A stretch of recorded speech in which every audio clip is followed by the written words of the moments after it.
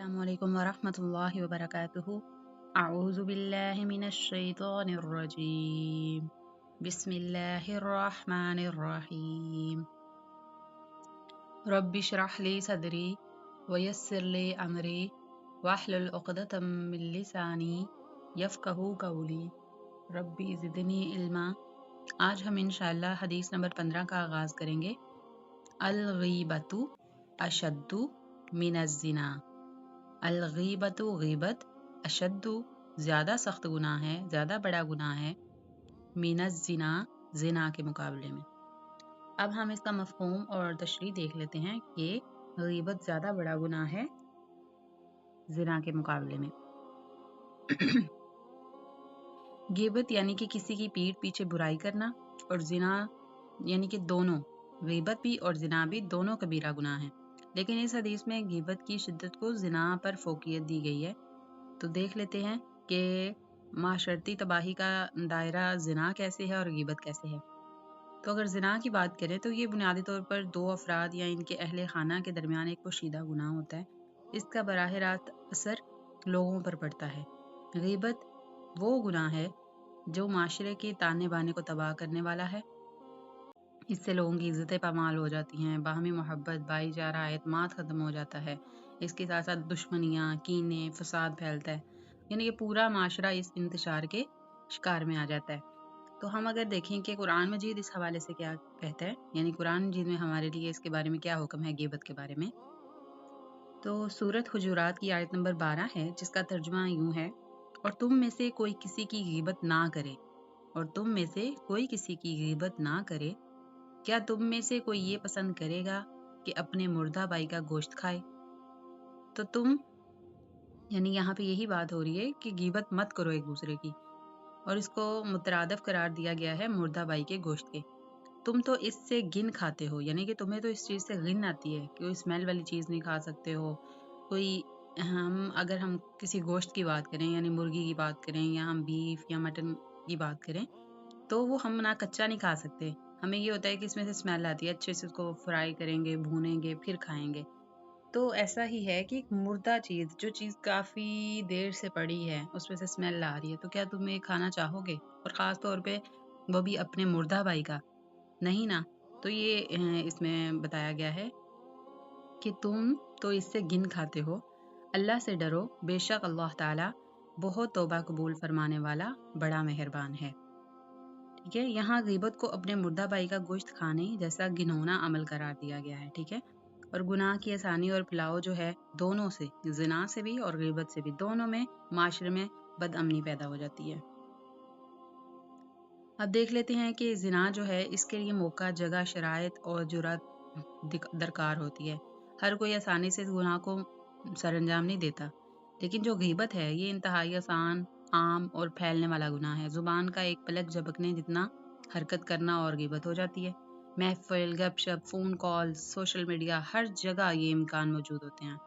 लोग बगैर सोचे समझे तफरीह या वक़्त गुज़ारी के लिए भी ग़ीबत पे मुब्तला हो जाते हैं। ऐसा ही है, अब लड़कियाँ आपस में बैठी होती हैं, हम सब बातें कर रहे होते हैं, सब इकट्ठे बैठे हैं, तो कहीं न कहीं हम किसी न किसी को ही डिस्कशन कर रहे होते हैं।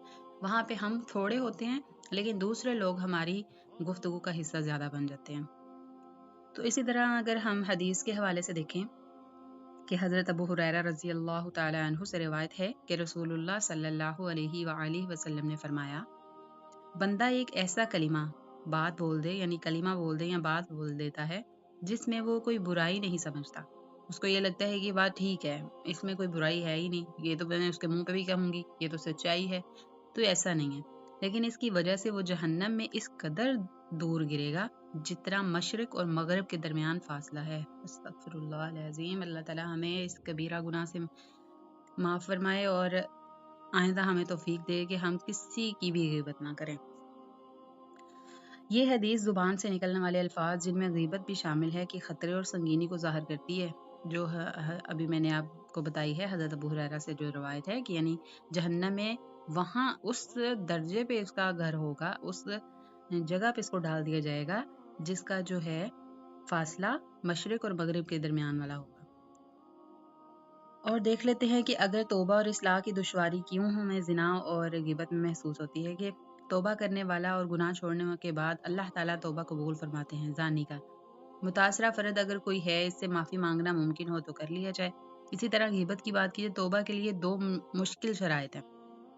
زنا تو ایک ایسا عمل ہے کہ ہم اللہ تعالیٰ اور اس کے بندے کے درمیان معاملہ ہے، یعنی وہ اللہ تعالیٰ، یہ ایسا آتا ہے کہ حقوق اللہ میں، کہ یعنی کہ ہمارا اور ہمارے اللہ کا معاملہ ہے، تو ہم اگر ایسے اس گناہ سے مرتکب ہوتے ہیں تو ہم اللہ تعالیٰ سے معافی مانگ لیں۔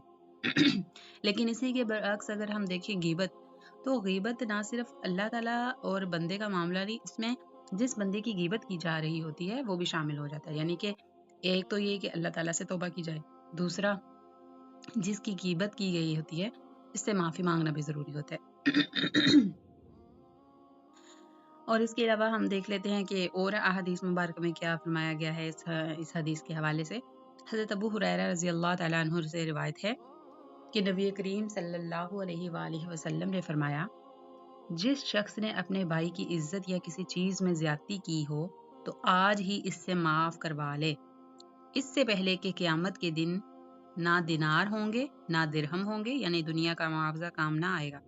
اگر اس کے ظالم کی، یعنی اس کے ظالم یا جس نے ظلم کیا ہے، جس نے غیبت کی ہے، پاس نیک مال ہوں گے تو اس کے ظلم بقدر لے جائے گا، یعنی کہ جتنی آپ نے اس کی برائیاں، جتنے اس کے گناہ ہوں گے جس کی ہم نے غیبت کی ہوگی، تو وہ گناہ ہمارے اعمال میں ڈال دیے جائیں گے اور نیکیاں جو ہے اس کو دے دی جائیں گی، کیونکہ اس دن تو ہمارے پاس کوئی معاوضہ ہے ہی نہیں، دنیا کا معاوضہ تو یہ درہم، دینار، روپی، کوئی چیز ہوگی نہیں۔ تو یعنی کہ ایسا ہے کہ اس کے ظلم کے بقدر لے کر مظلوم کو دے دیے جائیں گے، اور اگر اس کے پاس نیکیاں نہ ہوں گی تو مظلوم کے گناہ لے کر ظالم پر ڈال دیے جائیں گے۔ استغفر اللہ۔ تو یہ ہے کہ یہ حدیث غیبت جیسے حقوق العباد، بندوں کے حقوق اور گناہوں کی معافی کی شرط کو واضح کرتی ہے، یعنی کہ پہلے اس سے معافی مانگیں پھر۔ اور دیکھ لیتے ہیں کہ حضرت معاذ بن جبل رضی اللہ تعالیٰ عنہ سے روایت ہے کہ میں نے عرض کیا، اے اللہ کے رسول، کیا ہم اپنی زبانوں سے کہی ہوئی باتوں کی بھی پکڑے جائیں گے، یعنی کہ ہماری پکڑ ہو جائے گی، ہماری زبان جو باتیں کرتی ہے۔ آپ صلی اللہ علیہ وآلہ وسلم نے فرمایا، اے معاذ، تیری ماں تجھے گم پائے، یعنی کہ تیری ماں اگر تجھے گم پائے، کیا لوگوں کو اوندے منہ یا ناک کے بل جہنم میں اس کے سوا کسی چیز کے سبب گرایا جائے گا؟ ان کی زبانوں کی کٹائی، یعنی کہ بولے ہوئے کلمات، یعنی کہ اتنی ہے کہ جو بھی ہمارے زبان سے کلمہ نکلتا ہے وہ ہمیں، اگر برائی کا ہے تو وہ ہمیں جہنم کی طرف لے کے جاتا ہے، اس لیے کہتے ہیں کہ برائی سے خود بھی رکیں اور دوسروں کو بھی روکیں اور نیکی کا حکم دیں۔ تو اس سے ہمیں یہ پتہ چلتا ہے کہ غیبت کو زنا پر فوقیت دینے کی بنیادی وجوہات یہ ہیں کہ اس سے معاشرے میں بد امنی پھیلتی ہے، جو ہے حقوق العباد ضائع ہوتے ہیں۔ تو یہی ہے، اب ہر مجلس میں غیبت سے بچنے کی کوشش کرنی چاہیے ہمیں۔ اگر غلطی سے غیبت ہو بھی جائے تو فوراً استغفار کریں، اور جس کی غیبت ہوئی ہے اس سے معافی بھی اسی وقت مانگ لیں۔ غیبت کو معمولی گناہ سمجھنے کی بجائے اسے اپنے ایمان اور آخرت کے لیے بہت بڑا خطرہ سمجھیں، ٹھیک ہے؟ قرآن کی آیت کو یاد رکھیں جو میں نے ابھی آپ کو بتائی تھی، سورۃ حجرات کی آیت نمبر 12، یعنی غیبت اپنے مردہ بھائی کا گوشت کھانے کے مترادف ہے۔ اللہ تعالیٰ ہمیں اپنی زبانوں کی حفاظت کرنے، غیبت جیسے مہلک گناہ سے بچنے اور اپنے بھائیوں کے حقوق کا خیال رکھنے کی توفیق عطا فرمائے۔ آمین ثم آمین۔ السلام علیکم۔